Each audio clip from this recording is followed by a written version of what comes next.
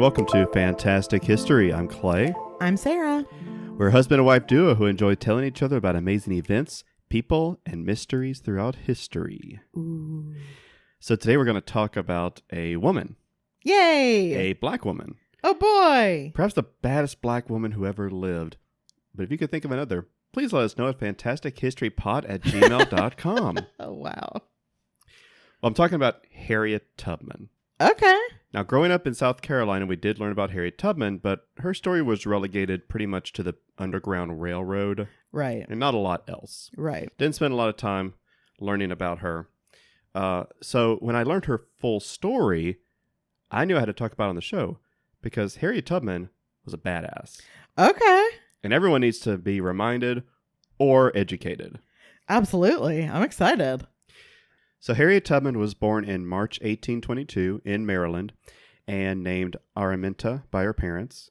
And yes, her parents and she were enslaved. And because of that, her childhood was full of mistreatment and she did not receive an education, but she was very intelligent. Okay. This gave her an edge that others didn't have and that white folk didn't expect. Right. Now, at the age of 12, she was hit in the head by a lead weight. Oh my God. That was almost fatal. Oh God. But it didn't kill her. So was she hit by it on purpose? Kind of. Oh. Somebody did throw it, but she was not the intended target Oh God. of the assault. Wow. But she did get hit, and although she lived, it gave her health issues that she dealt with for the rest of her life. Right, yeah. Now, in 1844, she married a free black man named John Tubman, and then changed her first name to her mother's name, Harriet. Oh, that's nice. That's how she got her name. Okay. A few years later, under the threat of being sold away from her family and husband, Harriet plotted her escape. She fled alone to Philadelphia. But she returned to Maryland more than 13 times to help family and friends escape slavery as well. Mm. She would travel in disguise because it was very dangerous because of the strict and cruel 1850 Fugitive Slave Act Right. that had passed. Still, she was able to rescue over 70 people and earned the nickname Moses as she helped them navigate the network of abolitionist friends on the Underground Railroad. That is just amazing. By 1860, just as southern states were beginning to secede from the Union and Harriet saw the war was written on the walls, she still traveled into the Confederacy to help rescue slaves. Ooh. Oof. Oof. Because she knew things were only going to get worse. Oh, yeah. That's a good point. So after a trip in December of 1860 to successfully help a couple and their children escape into Canada, her friends convinced her to stop because it was just becoming far too dangerous. Right. And she agreed and remained in Canada for the time being. So the Civil War began the following year in April, and Harriet knew that this war would be the end of slavery, though Lincoln did not start the war with the intention to end slavery. Right around the time cannons were first fired at Fort Sumter, Harriet Tubman crossed back into the United States. Wow. Abolitionists not only supported the Union, they framed the war as the battle against the institution of slavery. Frederick Douglass even framed Lincoln as the man who would end slavery in America. But most black people's glasses were less rose-colored. They knew that freedom would not simply be handed over to them. By that summer, more slaves than ever were escaping to the Union. Suppose crossing the military line of what was essentially a foreign enemy now was safer than trying to escape before. Right.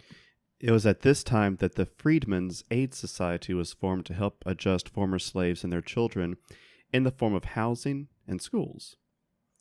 But many also wanted to help in the battle against the Confederacy, not only to ensure victory against the greater threat, but also serving what displayed their right to be free citizens. Nice. Now, Lincoln's administration at first did not accept this because black soldiers were not allowed to enlist. So instead, black soldiers were relegated to volunteer positions. And among those black soldiers marching into war, we'll put soldiers in quotations, these these black ex-slaves marching into war was Harriet Tubman. Hell yeah! She had attached herself to Massachusetts troops in May, led by General Benjamin Butler. So wait, does that mean we should throw the old Neil Diamond in here real quick? Why not? We'll throw it in right here. That was wonderful. Woohoo! Now, Butler was a character. He was stocky, he had crossed eyes, and he was a firecracker. Wow! Now, he marched his troops into Maryland, where they threatened to arrest any legislator who voted to secede from the Union, and even kidnapped the state's Great Seal. Wow. Which probably had little impact on the fact that Maryland was one of the 4 slave-holding states to remain in the Union. Really? But maybe it did. Oh. Well, for this cute act, Butler was sent to Fort Monroe in Virginia. And there he established the fort as a magnet for runaway slaves by offering them protection within the Confederacy. Wow. Harriet was soon there as well, her role being a civilian volunteer caring for the escapees who arrived in droves. Slaves as far as North Carolina were told to make for the fort through the abolitionist informants through the South. And once there, they were welcomed with food, shelter, and protection, and also put to work. Right. While perhaps in a better situation than before, ex-slaves were still treated poorly. They earned no wage, and they often lacked proper clothing, bedding, and shoes. But still, many, including Harriet, considered their exodus an important step forward overall. And although Harriet yearned for more exciting work in the Union Army, she worked as a cook and nurse without complaint. Okay. Then on November 7th, 1861, the Union successfully captured Port Royal, South Carolina. This was considered a big victory, especially considering it was the defeat of the very state that started the Civil War. Right, yeah. Our great shame. Yes. One of them. And with Port Royal now under Union control, slave refugees flooded in. Wow. Because, it was right there. Yeah. And this sparked a humanitarian crisis, which the Union, in conjunction with private charities like the Freedmen's Aid Society, immediately went to work on addressing. Now, Harriet was in Boston at this time, taking a break from her constant work. But she planned to return to Virginia that winter. However, Massachusetts Governor John Andrews asked that she assist in South Carolina and offered her a sponsorship for the trip. Because Harriet was illiterate, she went as a teacher of domestic arts. Oh, very smart. Now, Port Royal was under the command of General David Hunter, also known as Black Dave, not because he was black, but because he was a staunch abolitionist who was eager to enlist slaves, free slaves, ex-slaves, and assemble his black regiments. So they called him Black Dave because he was a white guy who understood that black people are people. And was eager to get them to enlist and fight. So he's like a John Lawrence. Because we haven't mentioned Hamilton in a while. That's true. So he's the John Lawrence of the piece. Okay. Kinda. I'm totally following now. That makes complete sense. Yes. Okay. He also proclaimed all slaves in his jurisdiction of command, which was South Carolina, Georgia, and Florida, free. Ooh, okay. Which rose some ire from Washington, who were following Lincoln's appeasement policy at the time. Oh, I see. And, of course, Union slave owners. Cry about it. Well, anyway, Harriet ended up in Port Royal in May of 1862, and her reputation preceded her. Soldiers and officers would, without fail, tip their caps when they saw Moses striding by. Oh, I love that. Harriet was provided military rations, but when ex-slaves saw this, they were jealous. Well, yeah. So she voluntarily stopped accepting them and earned wages to buy her own food. Wow. She helped soldiers and freemen alike survive diseases that killed so many soldiers during the war, like dysentery, malaria, typhoid, cholera. Dang. She did so using natural remedies made from local plants, all while never falling ill herself. That's amazing. Yeah. What the hell? And it almost gave her like a mystical quality, right? Yeah. Like she's the one who's healing people, not getting sick, She must, and all this other Right. stuff. Maybe she Saint Harriet. has some kind of power, Yeah. which she did not have. But Debatable. There's so much that you don't understand, honey, about the metaphysical realm. I would Of be willing course. to bet that there's a lot more to Harriet than you're willing to say. Then finally, on January 1st, 1963, Lincoln issued the Emancipation Proclamation. All enslaved people in the states in rebellion against the Union were hereby declared free, and former slaves were allowed to enlist. This is obviously huge. Oh, yeah. We still hear about it today. Oh, you really cannot understate, or overstate, rather, how big of a deal this is. But it also allowed Union generals to finally, officially use these black regiments that they had been wanting to use so badly. Mm-hmm. And also, I'm sure a lot of these black soldiers were like, finally I can enlist. And Harriet found herself with a surprising amount of influence among the upper brass, because in the spring of 1863, more abolitionist colonels were being brought into the region with their black regiments. Mm-hmm. So she was sort of like, rubbing shoulders with some pretty big names. Wasn't she also, and maybe, I don't know why this necessarily would have come up in your research, but wasn't she also like a very petite woman? Like, wasn't she? She was 5 foot tall. Yeah, that's what I thought. I love that. It makes me think of like the beginning of Silence of the Lambs when you see Clarice get into the elevator with all of these like really tall men, and she like comes up to their shoulders. Yeah. But she is still the baddest ass in that elevator. Yeah. Great. Yeah. Wonderful. Without a doubt. Now, during this time, a decision was made, perhaps suggested by Harriet herself, but I couldn't tell, that it would benefit the Union to gather intelligence from the surrounding areas by the way of black spies. Ooh.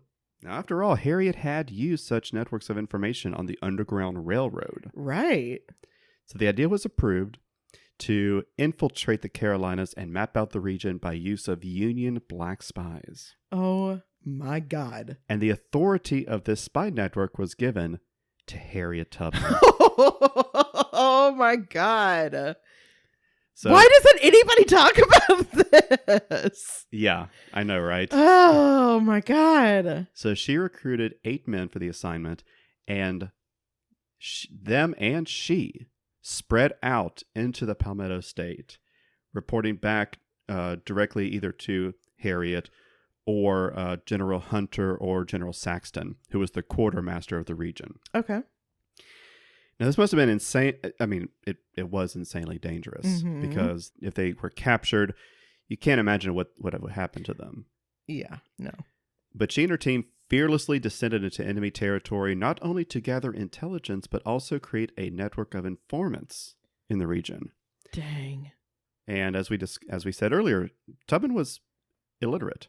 That's right. She didn't write anything down. She couldn't. So all the information that she gathered, this crucial information about the enemy, was all in her head. Wow. That is so risky, but it's also like a really good way to not get caught. You don't you're not leaving a paper trail. That's great.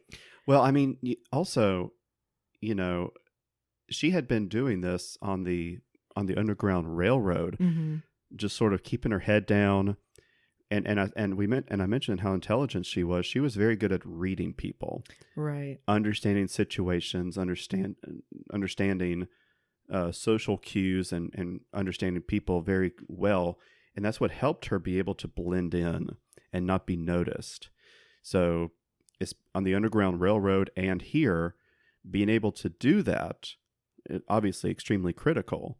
And she was obviously a master at it because she had done it over a dozen times before, right, using the Underground Railroad. And here, just going onto plantations, speaking with slaves, just going all around and never being caught. That's just incredible. Yeah. That's just so incredible. So these informants and the flow of information through slaves in the Confederacy led to the attack and capture of Jacksonville, Florida, which also secured the freedom of a large number of slaves. Wow. This engagement was planned by General James Montgomery, who had become very close with Harriet after his arrival in South Carolina earlier that year. Mm-hmm. And their respect and trust is what led to the climax of this episode, the Combahee Ferry Raid.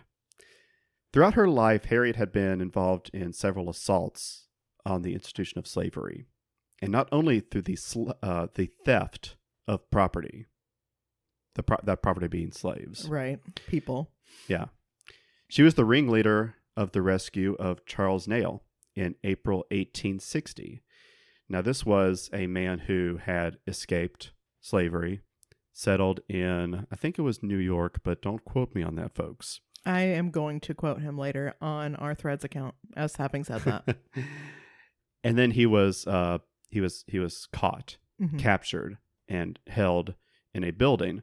And apparently, Harriet Tubman was in the area, heard about this, and she got a group of people to basically form a mob Whoa. there and help Charles escape. Wow. So we're not going to go the like sneak in, sneak out route. No. We're going to create like a hella diversion. Yep. Wow. And then he escaped. He got caught again. Oh, no. And they did it again. No.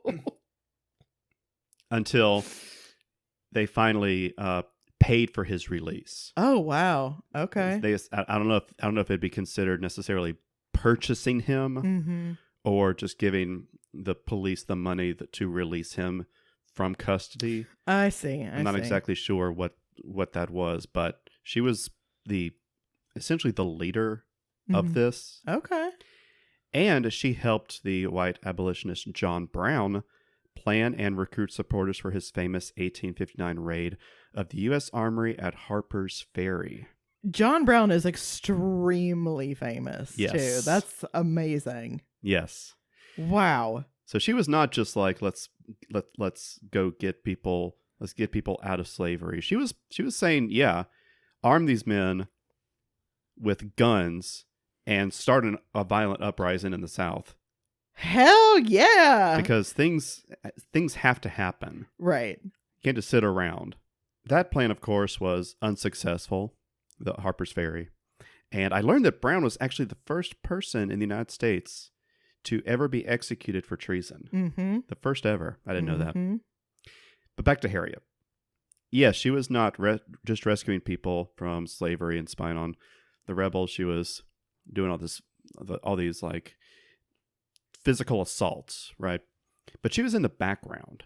She was not like leading the charge. Right. More anonymous. More like strategy, kind of planning ahead of time, you're saying? Yeah. Okay. Well, that was about to change. Oh, Lord. On the evening of June 2nd, 1863, 2 Union gunships headed up the Combahee River just before midnight. The gunships were loaded with Colonel Montgomery, 150 black soldiers from his 2nd South Carolina Colored Volunteers Regiment, Dang. and Harriet Tubman. Hell yeah. Montgomery preferred guerrilla-style war tactics. Hell yeah. So the plan was to attack plantations along the Combahee River in the dead of night while their guard was down. Get them. Now, these were very, very rich plantations. Uh-huh. I mean, they produced the highest quality crops. You have a plantation on the river?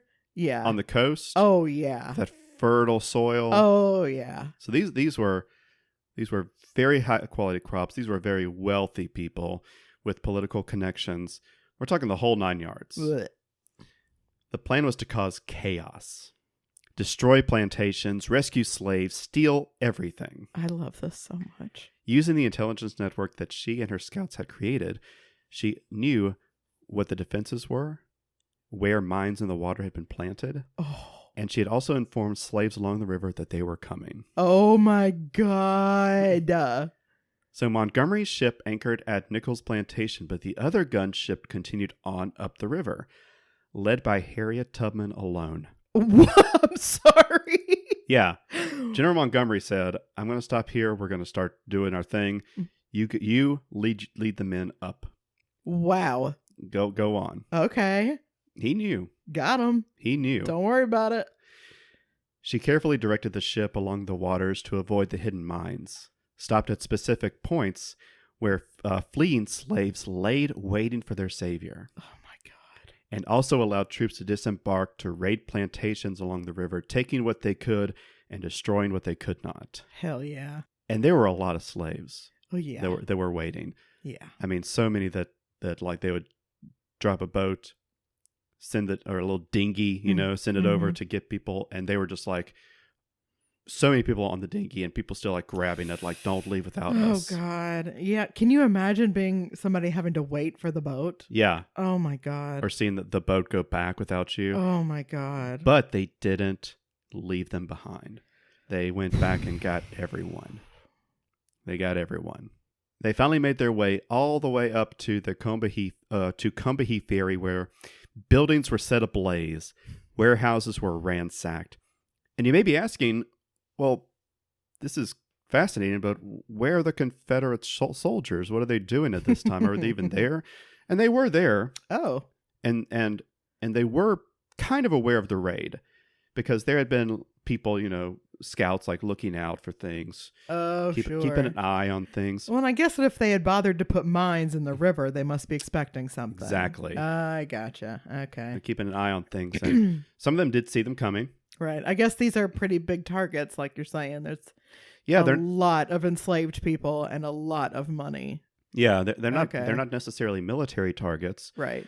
But They're they are high value. Yeah, yeah. So they were, informing. These scouts were informing people, but either it took too long, or the reports they weren't sure if it was like a real threat or misidentification. And there also weren't a lot of soldiers in that specific area to respond to an assault of this kind. Because these were gunships. Right. These weren't just little canoes or river boats. These were military vessels. Dang. Okay. And the soldiers in the area were already decimated by the diseases that were striking soldiers in the area. Right, yeah. That killed off a large percentage of people who had never even been wounded in this war. You're near the coast, you're getting malaria. Hate it for you. So things sucked, obviously, for every soldier in this war. Couldn't happen to a better group of guys. So, despite Tubman's strike force being relatively inexperienced, they were able to hold off any counterattack by the rebels. Oh. Because they did come and try to stop this strike force. Oh, God. But they couldn't, because they had a gunship. They had a good number of soldiers, and the Confederate soldiers just didn't have the numbers. Wow. That showed up to stop. They just couldn't do it. Right. Meanwhile, Montgomery's troops had left several plantations on fire, not destroying only the mills and warehouses, but the slave owners' homes too. Get 'em. As their ships left Combahee River, more than 750 slaves had joined them. Holy shit. Yeah. Oh my God. Leaving behind the smoldering remains of the owner's plantation behind. Hell yeah. And Harriet Tubman had just become the first woman in history, in U.S. history, to command an armed military raid. Holy shit, that's incredible. The first woman. Wow. Yep. Nobody talks about that. I know. Get this woman on the $20 bill already. I've had it. I've had it. They keep promising it. It ain't happening. And this style of guerrilla attack became favored by the Union, all thanks to Harriet Tubman's spy ring and intelligence gathering. That's bananas. So look out there. The next time you see Harriet Tubman's name or picture, I hope you think more about just the Underground Railroad, because she was Moses of her people, but she was also a nurse, a spy, a military strategist, and a certified, bona fide American hero. Incredible. Isn't that cool? I want to cry a little bit. I love that. Thank you for sharing that. You're so welcome. And thank all of you for listening out there. I hope you enjoyed it. And if you did, you know what you can do? You can leave a review. And if you didn't, you know what you can do? Shove it. Yeah, please leave a review or rating on whatever podcast platform you're listening to. And if you want to follow us on Instagram and Threads, we are there at Fantastic HPod. And if you want to send us an email, as I said earlier, we are fantastichistorypod@gmail.com. So, until next week. Bye. Bye.